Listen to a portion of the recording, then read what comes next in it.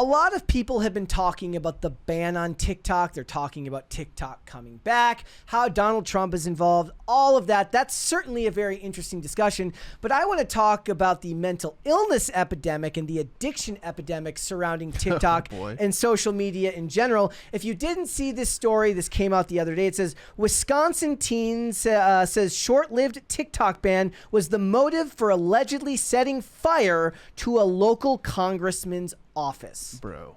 Yep. It says a Wisconsin teen was arrested and charged with arson over the weekend after police say that he set fire to a local congressman's office and cited the TikTok ban as the motive.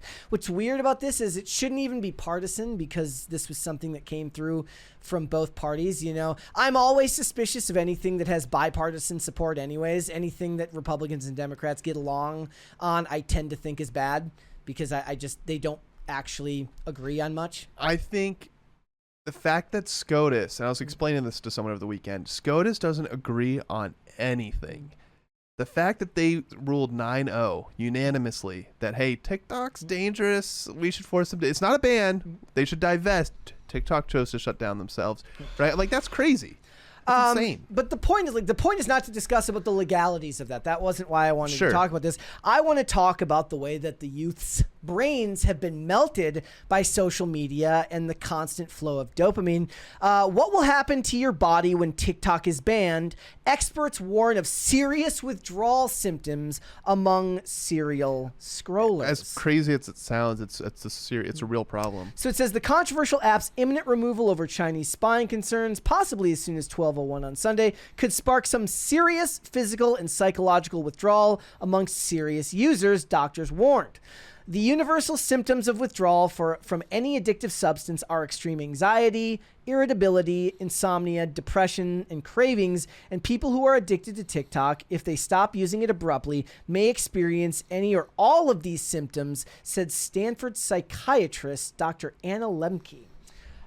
So as people who have watched this show for any length of time understand, I am in recovery for several years now, and I went through extreme withdrawal a long time ago when I was getting off of opiates. And let me tell you that essentially not sleeping for 2 weeks, being constantly on pins and needles, feeling as if every moment lasts 20 hours, I would not wish the symptoms of withdrawal, of physical withdrawal from a substance on my worst enemy. If I had one, I don't have a worst enemy, but I would not wish that feeling on anyone. But it's interesting to discuss just how far society has come when it's very easy to understand addiction to a substance, right? You consistently take a substance physically, you ingest something, and then suddenly you cut it off, right, and your body has an extremely poor reaction to that. I've heard people compare it to, it's a rubber band. You have a rubber band, right?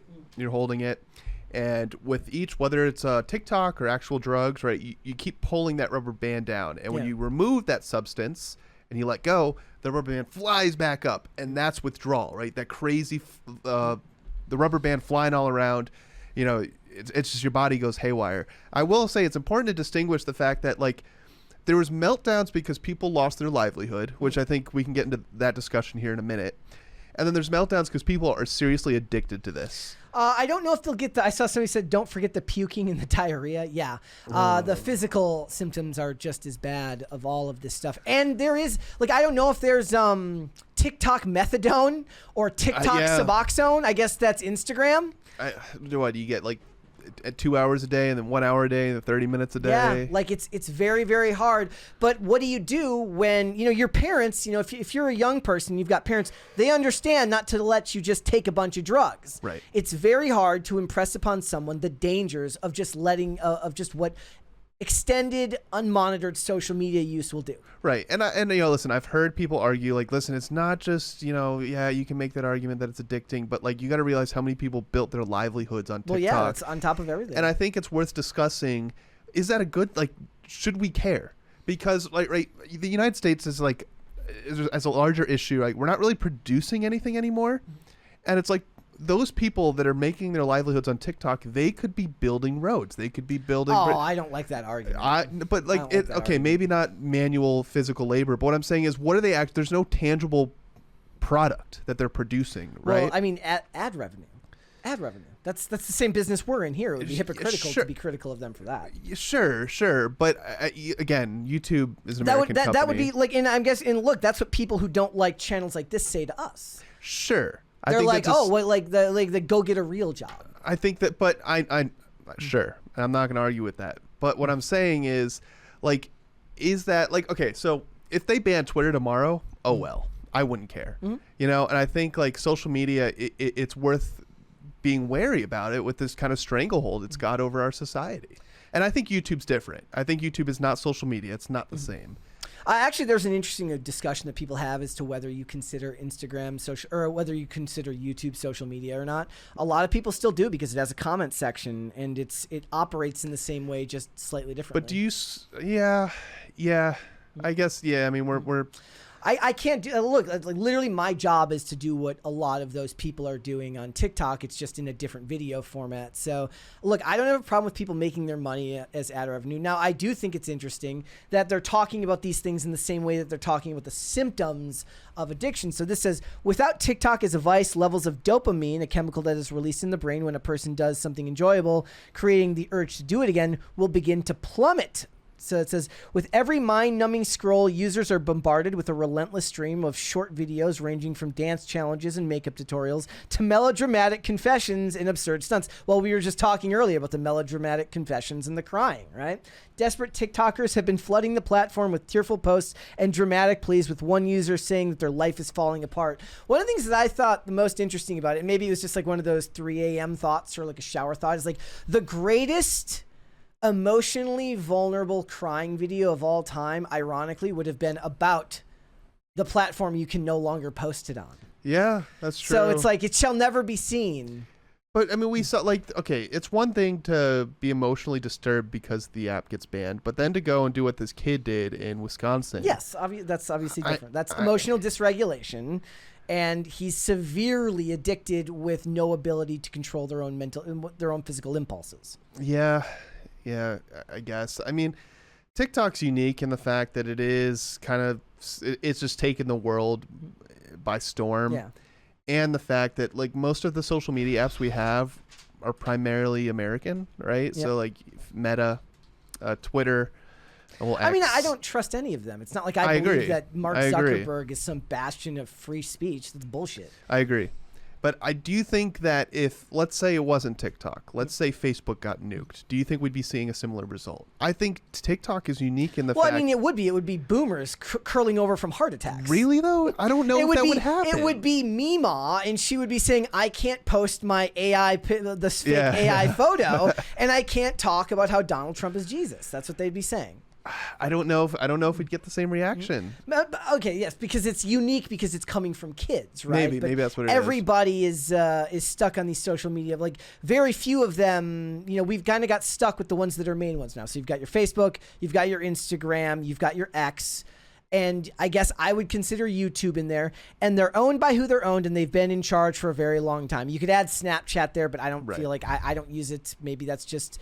I don't know how they're still in business. But the point being is like MySpace just faded. It just went away, and people weaned off. They did their MySpace methadone, and they went over to Facebook. Like, it doesn't really hit the same anymore. They just traded addiction to another platform. Nobody was burning down buildings because they couldn't watch somebody's top 8, look at somebody's top 8 list. An argument that TikTok has made is like, what do they really want us to sell here? It's not... You could argue it's the 170 million users, but I think what it was the algorithm, right? No one can hit the algorithm like TikTok does, right? No one has anything that comes close is the argument. And if that's the case, I think the same reason the algorithm is so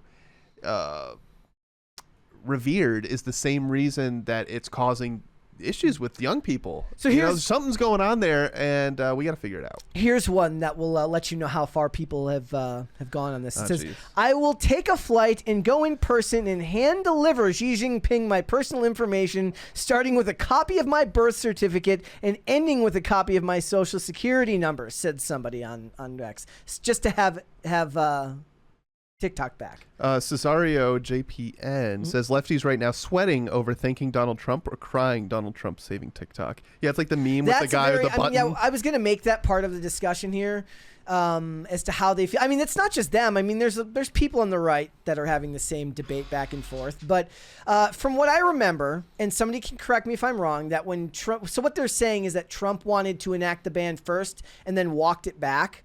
So that depends on how you feel about somebody changing their political philosophy, right? Maybe they got new information and they changed. But from what I remember correctly, and somebody can correct me if I'm wrong, I believe when he was talking about a TikTok ban, it was for government devices only. It was not a national ban. It was a ban for government devices. I think it's fair to say he started the conversation. Thank you. Thank you. Yes. Oh, it says put a girl on? I didn't know that. Yeah. Oh, man. Yep. And look, TikTok has an insane user base. Keyword insane. TikTok has an insane user base that makes a lot of money off the emotional, support of the people that are on there. Because, look, people are talking about how they're never going to be able to plan dates again because they don't have TikTok anymore. Yeah. What I was starting to say is I think Trump, back in his first term, started the conversation with like, hey, maybe we should look at banning TikTok. I think you're right about it was just for government devices. But you got to remember, and I'm sure some people are going to put their tinfoil hats on with this one. This was a bipartisan bill to ban it. Well, to force it to divest. It was then challenged. They had almost a year to find a buyer. There's plenty of people that publicly made it known they were attempting to buy TikTok. SCOTUS heard their challenge and said 9-0. No. There's some sketchy stuff going on here. And now this is the result of people having withdrawal symptoms over a social media app, let alone like the China fears. Like that's not really what we're talking about. Whatever's going on in that algorithm, I think it's worth investigating. And they don't want that. So here's some more from a child psychologist. Says TikTok is really a stimulation addiction. So to not have that constant dopamine input people get from scrolling, they may feel listless, like they don't know what to do with themselves, and they could physically feel tired, like they're crashing from the lack of stimulation and input. So this is the type of thing where one of my biggest downfalls is like, I watch a lot of like shows that I've seen before. That's most of the entertainment. Have you ever heard the concept of like a comfort show? You just put a show on you've seen a bunch of times before. I mean, I have like 30,000 of them, none of which are Seinfeld, but most of the stuff that I watch are comfort shows that I've watched endless amounts of times. So when I'm watching it, I'm just rewatching something I've already seen before. But maybe a quarter of that time, I'm paying close attention to it. The rest of the time, I'm scrolling on X, or I'm watching something on Instagram. Right now, the cycle I'm in right now, it's mostly on X, right? So I get it, right? So that's constant stimulation input. And there are times where I have to then tell myself, don't do that. Put your phone down, do that, go do something else, put on something new, whatever it is, it's to get away from the social media use. It was a big thing that I used to do when I was making like daily skating content. Was like a big part of my desire to go skate was like, I've spent too much time inside today. I've spent too much time on social media. I need to get out of the house and get physical activity. Physical activity is also very good for your brain, not just your body. But the thing is like when you're in recovery, one of the things that becomes prevalent is the ability to kind of analyze your mood and the way your body is reacting to things, because you have to be able to identify the triggers that send you into the possibility of relapsing, and you have to be acutely aware of that. It's about balancing how much you pay attention to that and living a healthy life where you try to not overthink about it, right? But the one time when I would find myself in a bad place would usually be from too much social media use.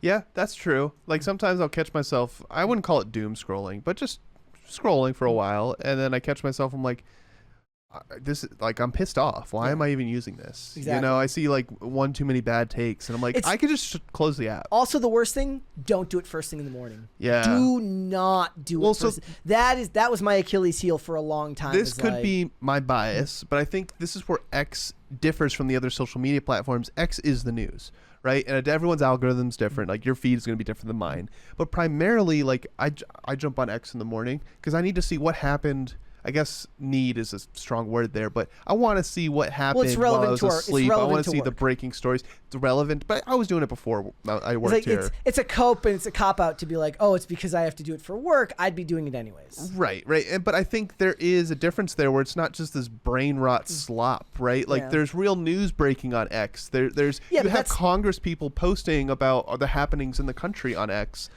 That's never the stuff I end up scrolling through. The stuff I end up scrolling through is people arguing about something stupid. Okay, fair. And it depends on whether you're looking at your For You page or the following page, right? So I don't know. It's a whole bunch of weirdness here. Politics aside, the fact that TikTok has such a power over people is fascinating. And I really hope there's studies that you know, I don't think we'll ever be able to really dig into how TikTok is so good in its algorithm, but I wish they would. And I wish there'd be really long, comprehensive studies because it's fascinating. I mean, you know, like technology advanced faster than we were able to, you know, with our brains. So it's like and again, laws can't catch up to that. They can't. You can talk about an opioid crisis, and you can talk about an addiction crisis, and you know say what you want about the drug war. There's tangible things that they can try to ban, which they then doesn't matter because the southern border isn't closed anyways, and the drugs make it over the border, so it doesn't really matter most of the time. But the point is like, how do you regulate something that's on everybody's phone when there is tangible evidence that it's addicting? I don't know what the answer to that is. I'm inherently against the drug war anyways, so I tend to be laissez-faire with stuff like this and talk about the idea of you taking responsibility for your own actions. But now we're talking about apps that supposedly are supposed to keep children off them, but all it takes is to lie and hit the I am this age button, and it doesn't matter. Did you saw the report that Gen Z and Gen Alpha, they don't Google things anymore. They search it on TikTok. Yeah. And I think that itself is just interesting, and it's I don't think the TikTok saga is over. No, I think not we're at just all. getting started. I know the ban only lasted for 14 hours. Less than that, I think. Less than that, and it was all on them. And like some are saying, can Trump even really do this? Like Congress voted on a law and passed it that Biden signed. Like. The point is, ladies and gentlemen, yet. if you're having social media withdrawals, you should be careful. It can be very, very dangerous. Go for a walk. Yep. Go for not in the polar vortex, but you know, Get some exercise. Yeah. Thanks for watching. Listen to full episodes of Pop Culture Crisis on Spotify. Keep up with us on social media and make sure you subscribe and ring that bell so you never miss the show. Bye, guys.